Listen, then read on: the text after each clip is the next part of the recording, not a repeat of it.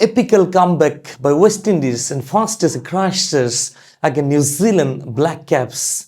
So that's simply miraculous. The way the resistance, the second innings, absolutely marvelous. But second test match today starter, we saw that the West Indian batters started very well, the 153 for 3, but just in quick time, last 6-7 wickets, they're being bundled out so quickly, and 205 and 5 bowled out, in fact. 153 for 3 and then 205 all out. Brian Tickner, New Zealand bowler, one wonderful job, and he did, in fact. And also some of the bowlers just suffocated last 6-7 wickets of Team West Indian batters, absolutely. And the way everybody thought that actually just the way they started the test match and the new era, it was an incident really, because the way they batted, especially Justin Greaves got a double century in that match. And so Shai Hope, wonderful performer, continuously is doing much better for the team and himself as well for the last 6-7 years. Such a very good bat and across the format. I'm talking about Shai Hope.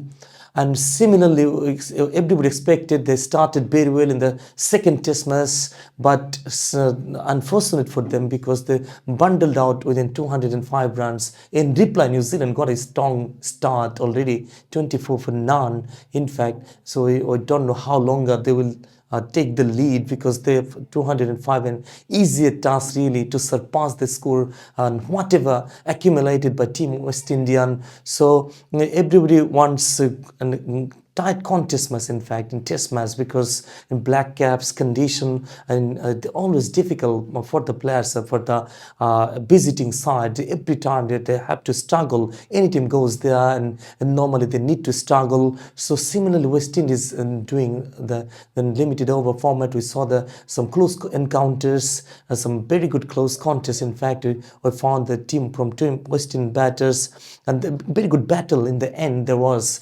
But the question is, in test format, West Indian, this team is strongly there, making a bounce back. In fact, they're trying the level ways, and you know that a lot of batters already.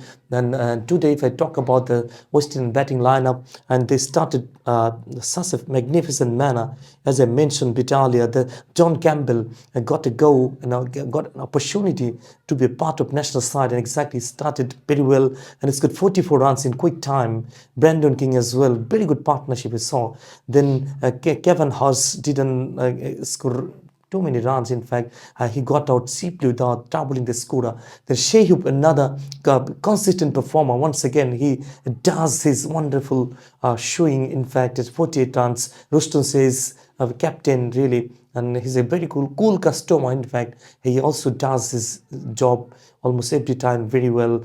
And Justin gives a double ton a scorer in earlier test match. Unfortunately, they got out cheaply once again. Then Evan Imlach 16, yes, a sorry figure continues, but Tevin Imlach, Kemar Rose, unlucky for him, because he is such a resilient performer in test match. That was in the first test man crashes.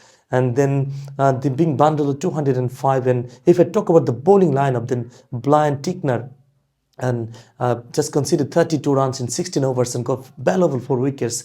Then Michael Ray, a very good spinner, got 3 wickets. And Jacob Duffy, outstanding performer in the fast test match, and just got a solitary wicket today. So anyway, tomorrow, the second day, the New Zealand, how they bat, how they start the day too, and probably there will be a fascinating story. And the New Zealand batting passes would be more interesting, because they're very good. On the other hand, West Indian bowlers, if they can manage to pick up some early wickets, and day two probably they can have a fight back. In fact, Kemar Roos, a very good bowler, and also some of the bowlers also doing well in test format in Team West Indian. Anyway, if they can restrict New Zealand team in the fast innings within 250 runs, and probably another chance for West Indian to make a good comeback in this test match. And that's all for now.